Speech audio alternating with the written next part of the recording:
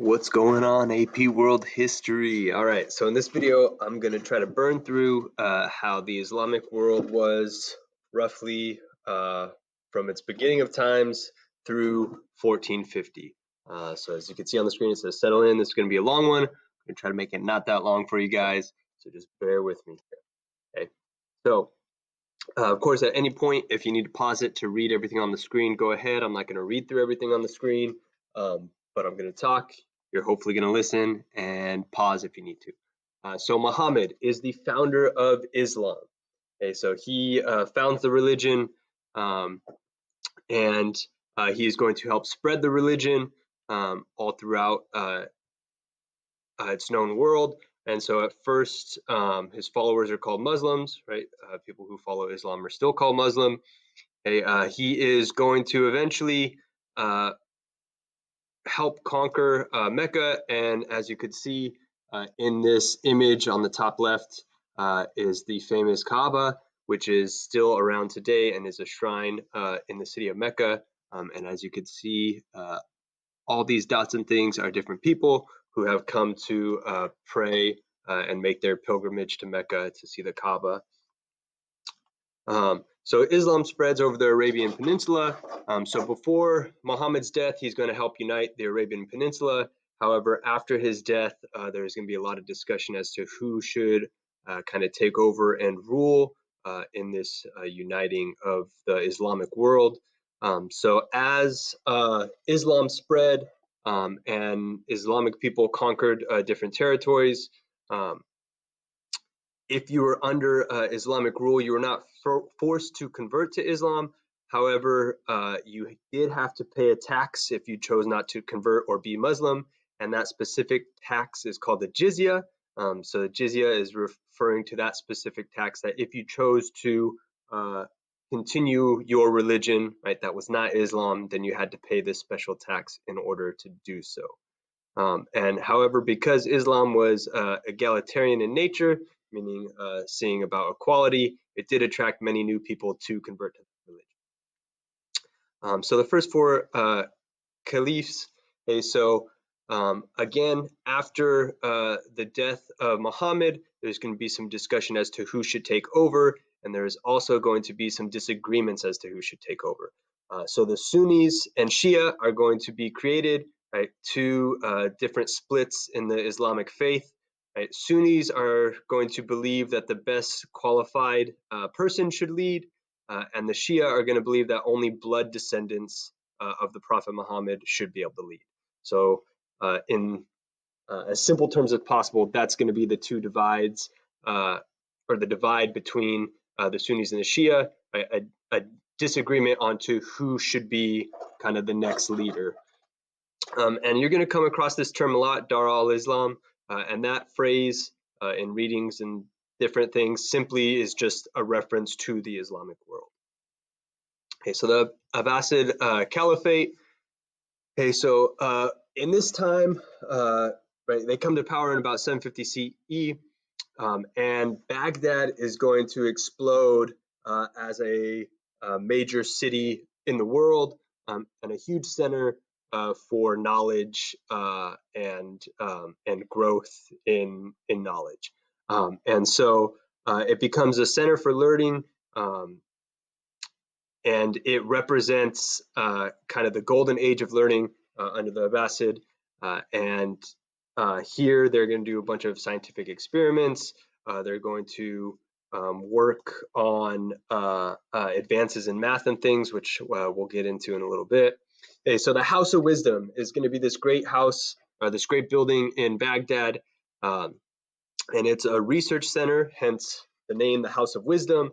Okay, and here scholars are going to translate texts from Greek, Persian, and Indian into Arabic. So now, not only are they themselves, right, the people of the Islamic world making advances, but they're also going out, bringing in readings and documents, different texts from other parts of the world, translating them into Arabic, and then learning them, studying them, and so on. So here is a picture of the House of Wisdom. Okay, so then some invasions and trade shifts. So in the 1100s, 1200s, the Abbasid Empire is going to begin to fall, and it's going to suffer from various attacks from kind of four major players. So the Mamluks, who are going to have taken control of Egypt and established over Egypt and establish an empire across North Africa. The Seljuk Turks, who are going to control Central Asia. Eventually, the Crusaders, who are going to come from Europe, and the Mongols, which all of you will be begging to hear about as the couple weeks go on, because they are the exception. Okay. So Islamic rule in Spain, many people don't typically know, but Spain was actually Muslim for quite some time. So the Islamic rule held power in Spain from 700s to 1200s. And even today, some of their architecture is still has that Islamic feel to it. So for Islamic rule in Spain, trade is going to flourish. These ships called dhows, which are here, are going to be extremely important. These dhows are going to be great trading ships that are going to allow merchants to travel all over, especially in the Indian Ocean, which we'll be talking about more next week. And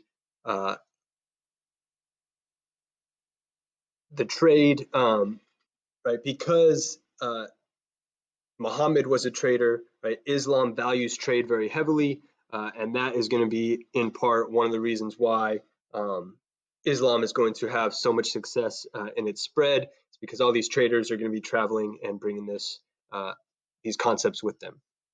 So Islamic scholars, again, translate work from different thinkers such as Aristotle. They're going to make medical advances. Hospitals care improved in cities such as Cairo, right? So all this knowledge is going to spread and help Islamic territory flourish. Okay, so some advances in medicine, some famous physicians, Al-Razi and Ibn Sina, they begin accurately diagnosing different diseases such as diabetes, smallpox, measles. They start doing operations, hernia operations, filling teeth with gold, cataract operations. So they begin, doing surgeries and operations. The social classes, again, this increase in trade in the Islamic world is going to lead to a very powerful merchant class in many cities across Eurasia and North Africa. And again, that's going to be a huge part driving force due to Islamic traders. And so trade is very important and tied to Islam, because again, these merchants are going to travel and they're going to spread their ideas and they're going to bring all these new advances that their people are making with them. So commerce and slavery. So again, because Muhammad was a merchant, Islam as a religion is going to respect and appreciate merchants, and not have anything that says, you shouldn't be buying and selling in a fair practice in that nature, right? So Islam again is going to encourage merchants, embrace merchants, and that's going to be a huge impact on its spread. Okay, so the free women in Islam. So most women wear a hijab, which is, as you can see here, some kind of head and face covering.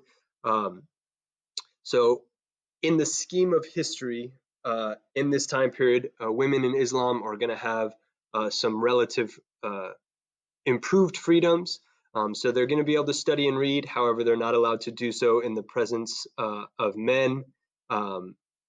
Muhammad helps raise the status of women because he treats his wives and loved ones with devotion. He insisted that dowries be paid to the future wife rather than to the father, and things of that nature. Again, the status of women, right? Overall, they're going to be, the women of Islam are going to have a higher status than Christian or Jewish women in this time. They could do things like keep ownership of property, If their husband died, they could remarry. However, looking at this last note down here, right, the majority of history on how women were viewed before 1450 is mainly written by men, so you have to take a little bit of what these things say with a grain of salt. Hey, Islam as a new civilization. So even after the fall of the Arab Empire, Islam is going to flourish, and its core teachings are going to continue and be passed on. Okay, so Islamic civilization. When we say Islamic civilization, we're not only talking about Islam, the faith network, right, and the religion. We're also talking about this network of exchange of, again, like I've mentioned, goods, technologies, food, ideas, medicine, all these different things. So trade and the bazaar, right? So Muslims trade spices, carpets, glass, textiles, right? And things they're getting is silk from China, rubies from India, ivory and slaves from Africa. Right? And these bazaars are Islamic marketplaces. They're basically big marketplaces like you see here in this picture. Okay? As far as math goes, algebra and equations for curved lines are going to be invented in the Islamic world. Um, the Islamic world and thinkers are going to improve the Greek astrolabe, which determines the position of stars and the movement of planet. They're going to improve that drastically, which is going to make navigating in the sea and ocean much easier and even safer. They're going to help develop various improvements in chemistry, right? And they start alchemy, trying to turn lead into gold. And they're going to improve various sciences. Okay, so that kind of concludes our talk. Again, big takeaways, right? Islam is huge in the fact that these merchants are going to help spread the religion. And as these merchants bring their religion and spread Islam with them, they're also going to be spreading these new intellectual advances and ideas that they have learned about and heard about and brought with them, that have developed in their world, right? And they are going to really push the spreading and intermingling of various cultures, religions, and ideas.